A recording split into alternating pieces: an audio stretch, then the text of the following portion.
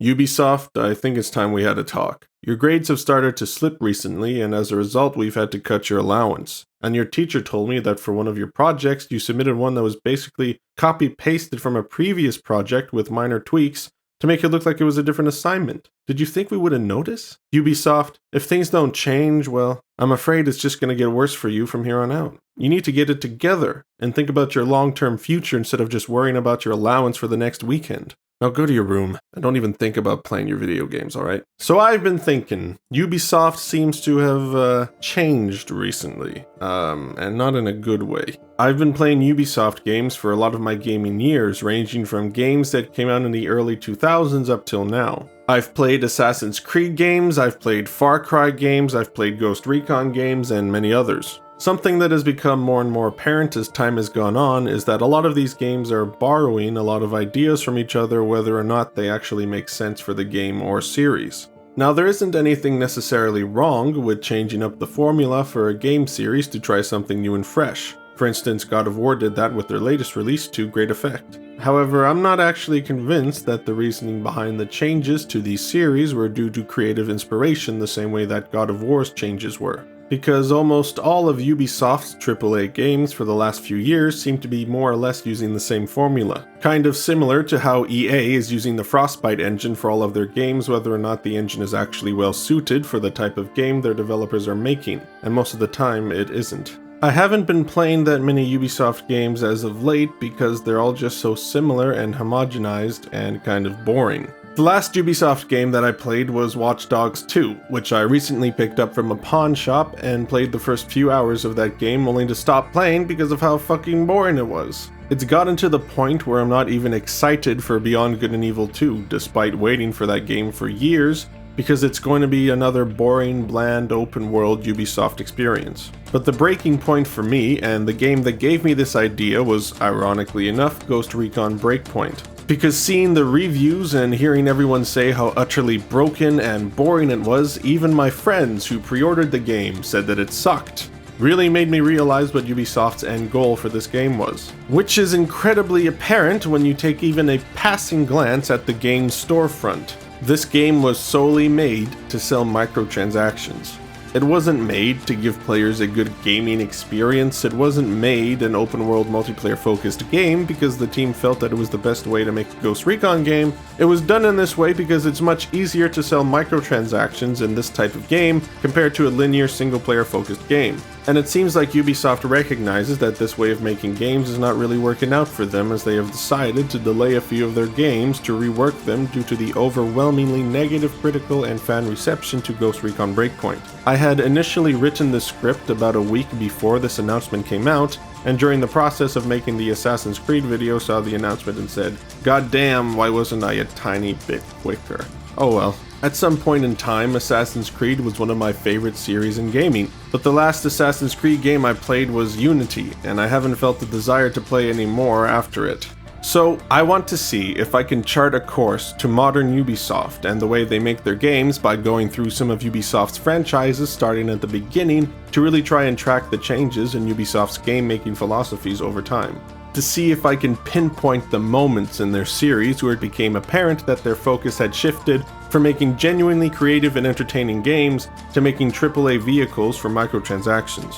And see what steps they took across however long a period of time it was for them to make that transition. So I'll obviously be playing the games to see how the actual games themselves change over time, but I'll also try and do some digging to get into the headspace of the developers making the game at the time, but more importantly, the headspace of Ubisoft as a publisher and how they viewed each particular game at that moment in time. I'm not making this mission statement video because I think this is some important task that I'm undertaking for the benefit of the gaming community, because I'm mostly doing this just to satisfy my own curiosity and to actually play some of the games I've been meaning to for a while. And I just don't want to have to say the same goddamn explanation as to what this series is before every single video in the series, because this is going to take a while. Now, I won't be playing each series non-stop without any breaks in terms of I will play other games every so often just to do like a palate cleanser kind of thing, because no matter how much you may like a game, if you continually play that game or that series for hours and hours and hours without a break from it, you will end up, or at least I will end up, getting sick of it no matter how good it actually is.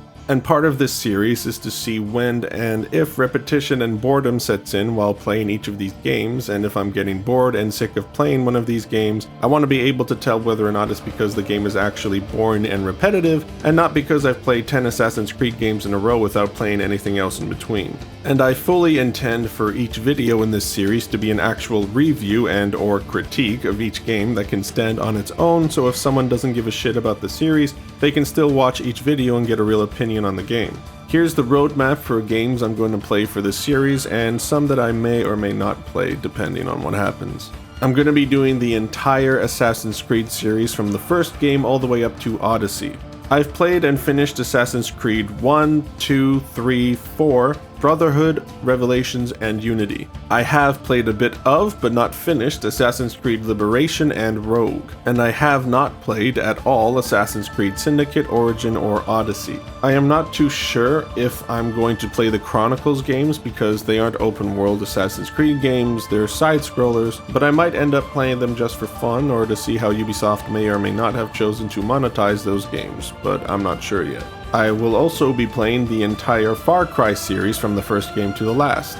I have played and finished Far Cry 3 and Blood Dragon. I have played a bit of, but not finished, Far Cry 4. And I have never played Far Cry 1, 2, 5, Primal, or New Dawn. I may or may not play Far Cry Instinct's Predator, depending on how much content is actually different from the original Far Cry. I will be playing some of the Ghost Recon series, starting with Advanced Warfighter, because that's the first Ghost Recon game I played back in the day, and going until Breakpoint. I have played and finished Advanced Warfighter 1, 2, and Future Soldier. I have not played any of Wildlands or Breakpoint. I will be playing Watch Dogs 1 and 2 because Watch Dogs is an IP that was created during the period of time that Ubisoft seems to have been transitioning to the style of game that they make now. I have finished Watch Dogs 1 and I've played a few hours of Watch Dogs 2. Watch Dogs Legion was going to be out in 2020, but has been delayed to 2021 after Ubisoft's announcement. I may play The Division. Quite frankly, I don't really have much of an interest in The Division because I'm not a big multiplayer gamer, and so I played like an hour of the original Division's beta and said, I'm done. So I don't really know anything about The Division. But my brother and friend have both played quite a bit of The Division, so who knows.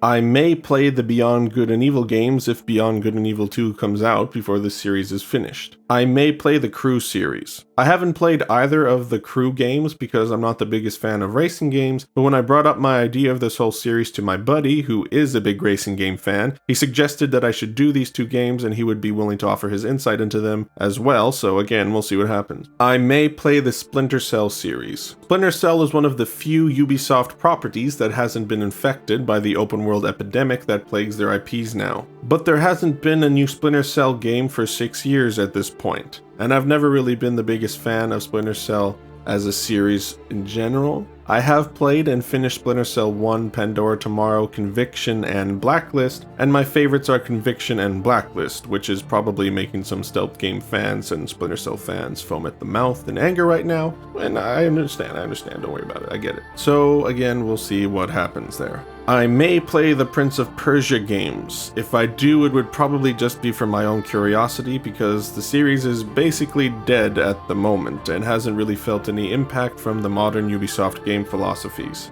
And finally, I may play some of the Rainbow Six games. Rainbow Six is, like Splinter Cell, one of the few games that hasn't gone open world, but it is multiplayer focused now with Siege, which I've never played because, again, I'm not a big multiplayer gamer. But I have played Rainbow Six Vegas 1 and 2, so we will see. Hopefully you people watching this video actually think this is an interesting idea. It's definitely not the most unique idea in the world. People have done stuff like this for a long time on YouTube, and again, I'm going to do this whether or not people watch the videos, but I would like it if they did and we could actually get some conversations going about this whole shift that we've seen in recent years from big publishers like Ubisoft, like EA, like Activision, to just try milking every cent that they can from players and customers and letting the actual quality of their games suffer as a result. So that's it for the mission statement. The first review of this series should be up shortly, and enjoy. Thanks for watching, and I hope you come with me on this ride. Adios.